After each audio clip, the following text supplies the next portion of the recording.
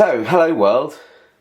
You're probably better off not seeing my ugly mug today, but I thought I'd come to you because the other day I played 2 double albums and it got me thinking about these auto-change record players, and I will show you for why. Okay, the first double album I played was this jobby here, Frampton Comes Alive. Now, this 1977 gem was one that Roy Gandy used to have as a poster on his wall, so that when he was designing his record players for Riga, that was one particular album that he particularly liked. And the format, as you can see here, well, you might not be able to see how close we can get, but this is side 1 of record 1. This is side 2. Slip it back into here because I've now finished playing it, and so it needs to go back in its sleeve. And then I remove record 2 from the sleeve because it's a double. Side 3, turn it over and play side 4. And that's how it just seems to make sort of perfect sense. Why is he making the video? To tell us this is what you may be asking. And it wasn't always as such, because the other double album I played was my 70s pressing of Songs in the Key of Life from about the same time, 76. Here is side 1. So that's side 1. Then I have to put it back into its inner sleeve, place that back into the record cover, remove the second disc, because it's the second disc that has side 2 on it and side 3, and then put that back in its inner sleeve again. Then remove record 1 again, because here's side 4 on the back of record 1. I'll prove it. Side 4, side 1. As Paul Daniels would have said, at no point did my hands ever leave my wrists. That's magic. Well, it is in a way, because this is where you now need to see my record player. Alright, and I'm going to demonstrate this because it's probably more visual with the White album, which I've also got out here. Because neither of these had the advantage, okay? The second format of side 1 and side 4 and then side 2 and side 3 was to enable auto-changing record players to be able to play the records in the or the sides in the right order when it was placed on a stack.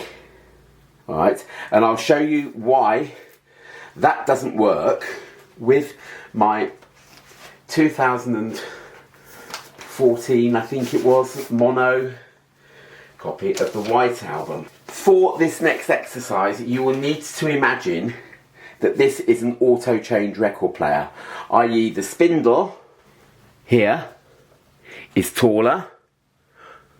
As one record is playing, another record sits at the top of that spindle and drops down when the first record's finished playing. Okay, the stylus and the tone arm all move back, record drops down, and then second record starts playing. Alright, so let's pretend that we have the Beatles. The disadvantage at the moment is that we have to play side 1, we have to turn it over, play side 2, wander off.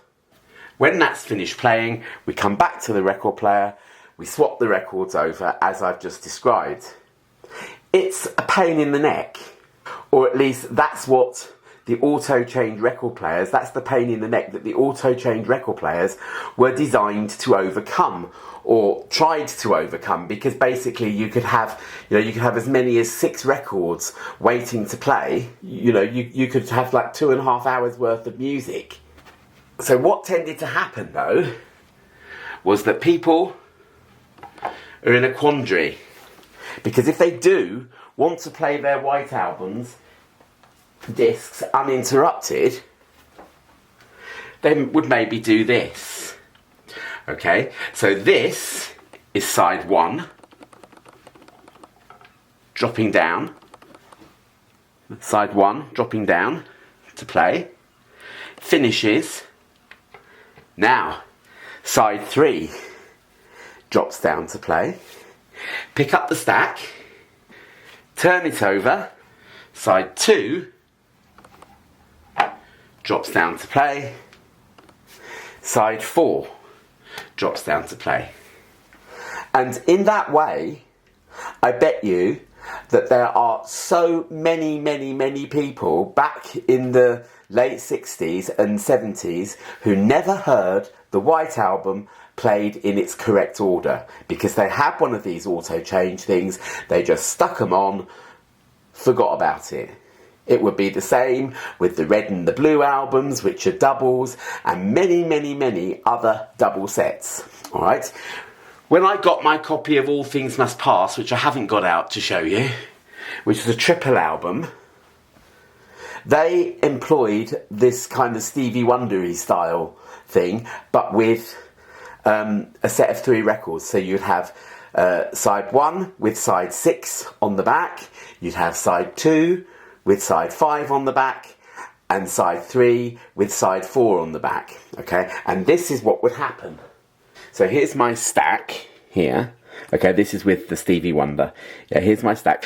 There's side 1 set to play, and now we have side 2 set to play. So we pop them on our stack, pretend, okay, side 1 drops down and plays, side 2 drops down and plays, turn the whole stack over, side 3 drops down and plays, side 4 drops down and plays.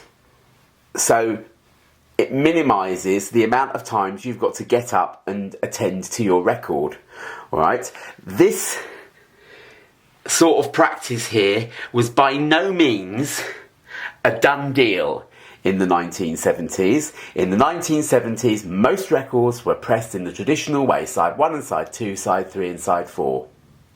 So this was just a sort of gimmicky thing that I suppose some record companies tried. It's not entirely satisfactory. As I say, when auto-changing machines went out of fashion, then people are left with albums like this. They've still got to get up and change the record over, just as you've got to with the conventional way of organising a double album. So really, I suppose the solution to the argument is to stop being a lazy arse, really. Get up, turn your records over. It'll actually do you good. I read of one person who was so overweight that they died when they got a TV that had a remote control, because this person never had to get out of their settee ever again. So get up, change your records over, okay? As I say, the amount of, the cultural errors, if anything, are enough really to say, well, the auto changer is convenient, but it's not necessarily going to be the best way for you to hear an LP. Right, so in this part of the video, I propose to show you what the challenges are that the auto-changing record players had to overcome. I will show you here, but I'll also try and find some pictures to show you of these things in operation. So to start out, what I've got here is kind of the best angle I can get. It's not ideal with the lens that I've got, but you're sort of quite close in here. This is a record. This is Stevie Wonder side 2. If I lower the needle, and I'll try and do it sort of somewhere towards the end of the record, just to sort of to show you, really, so you might be able to stand a better chance of seeing it. There are 3 measurements and 3 parameters, 4 in fact, that needs to be correctly set. The first one that needs, and probably the most important, is the tracking force. That is how much weight the tone arm is bearing down upon the stylus to track the record. Okay, now this is a Riga Anya cartridge, and all cartridges are different depending on, you know, such things as the cantilever, what that's made out of, and, you know, whether or not it's a moving coil or a moving magnet or even an old ceramic cartridge. But this tracks at 2 grams. And the second is the anti-skating. The anti-skating is whether or not the arm wants to drag itself towards the centre of the record, like that, or slide back to its resting point, like that, neither of which is helpful. You really just want the tone arm just to rest nicely. Oops, that wasn't very clever of me. You just want the tone arm to rest nicely in the grooves and not sort of push one way or the other, and that's called the anti-skating mechanism. Also, there is this thing called VTA, which is the height of the tone arm in relation to the record. I'm just lifting up the tripod, folks. How professional is that? I'm a great cameraman. But you can see now, or you might be able to see, that the tone arm is actually parallel to the record when playing. When you put another record on top of that, that kind of upsets that slightly. So now the VTA, or vertical tracking angle, is now means that the tone arm is no longer quite as parallel to the record surface as before. And in fact, I can see this here. You might not be able to see it because of the, you know, the distortion of the lens, but I can see that that is actually pointing up a fair little bit. Okay, now these auto-changing record players might allow 5 or 6 records to drop down on top of one another and play. That, therefore, over the course of those 6 records, is going to throw out the tracking force mechanism and the vertical tracking. Arguably, the 4th component, and I'll come round here to show you this. So there is something called cartridge alignment, folks. Okay, records are cut in a straight line. However, when a record actually plays, it's being traced in a slight arc, because it's much easier and cheaper, even on the most high-end record players, to have a tone arm that traces in this very slight arc. There are 2 systems. One where at a certain point, and you're going to use a protractor, the tip of the stylus has to be on a certain dot, about sort of 2 inches in from an LP record and about 2 inches from the centre of the LP record. Riga do theirs just by 1 point somewhere in the centre, and if the cartridge is angled correctly in its head shell, it will hit those two exact points playing at the correct angle. Thereby, the tone arm is doing its level best to track that record in as near a straight line as possible. The issues come because I hear people talk about inner groove distortion a lot. This cartridge has more inner groove distortion than that one. And I would argue that that is not the case. I would argue that so many records, particularly ones you've picked up from charity shops, and I might have to make a video about second-hand records, have not necessarily been played on the same equipment that you would play them on. And so as a badly set up MIDI stack record player by Amstrad in the 1980s was tracing across this groove, you couldn't even be guaranteed that the cartridge was set up properly at the factory. And so as you would get to the centre, that's when all of those distortions would start to come into play. So then you get them on a half decent record player like your own, and you'll find that, of course, the record is slightly damaged towards, particularly towards, the final one or two tracks on each side. Okay, but that's coming away slightly from these auto changer things. Just want to point out that on an auto change record player, in order to sort of try and overcome the problems of the sort of the tracking, it's mainly the tracking, the vertical tracking, that bit I showed you where, the tone arm was parallel to the record surface, that will change with every single record you play. It will change over the course of a record playing, particularly if you're playing a warped record, for example.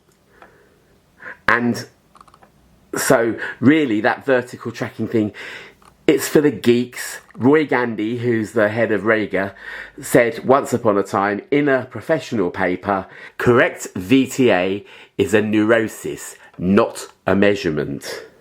And really, so you don't need to worry so much about the tone arm tilting up or down, but what you do need to worry about really is the force that these styli were sort of putting on the records, because that's what's going to sort of reduce the life of them. Although I say reduce the life of them, I've got 70-year-old records in my collection that still play now and still actually sound quite nice.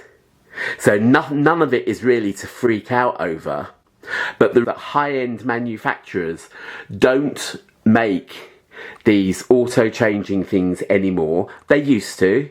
I was just talking about this morning with Ashley Cox, who's one of my friends from YT, who basically has examples of Garrard and Technics, and from my own experience of reading What Hi-Fi in the 80s, Dual, D-U-A-L, they were Rieger's main competitor, but whereas Rieger kept everything very Luddite and flat earth, Dual, tried to do as much automation as possible, and all sort of within the same price point as a Rieger Planner 2, for example. So you can get relatively high-end auto change mechanisms. The trouble is that the ones we remember from the 60s and the 70s were not particularly high-end things. That they worked at all was a minor miracle. It had to do with the counterweight. Now, all record players have to have a counterweight of some sort in their tone arm. This rather nicely machined thing is Rieger's solution, and is the solution, to most hi-fi record players that you buy on the market today from whatever manufacturer. Mitchell Engineering or SME, they've all got to have a counterweight. That counterweight is adjustable. That means that you can then, upgrade your cartridge. because each cartridge has a prescribed weight that it should be played at, and you know, this is a very high-end Riga Anya cartridge, nice little moving coil number here, that plays at 1.75 grams. I used to have an Autophon 2M Blue cartridge, which was another very nice cartridge, slightly lower end. I played it on my Riga P5, you can see it on my channel. It was slightly taller, required a slightly different VTA adjustment. It tracked at 1.8 grams, so I would have to sort of set my counterweight and my tracking here so that it tracked at 1.8 grams. That's what you can do. The auto changers, though, had underneath a sort of a typically plastic kind of shell here, you know, to keep it out of sight of, you know, fiddling fingers. You just had a lump, a very ungraciously machined lump that was the precise weight that would keep a very cheap cartridge balanced.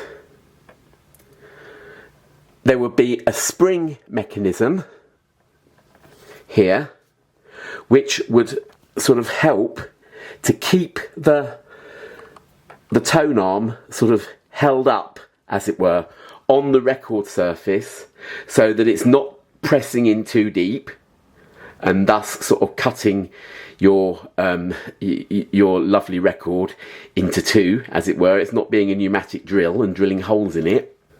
And that is essentially, that sort of spring adjustment would slightly kind of take the sting out of the fact that the tracking force is being changed. Because as you can see, if you've got a spring at the back of a mechanism, as you may not be able to see, but we'll try anyway, to keep the tone arm straight there is going to require, you know, just perhaps a little bit extra tension on the spring, which adds a little bit of extra tracking force at this end and keeps it level. Okay, so excuse the mess, but I felt like I had to jump in and try and make a sort of satisfactory conclusion to this video. I wasn't really happy with the one that I just filmed, as it were.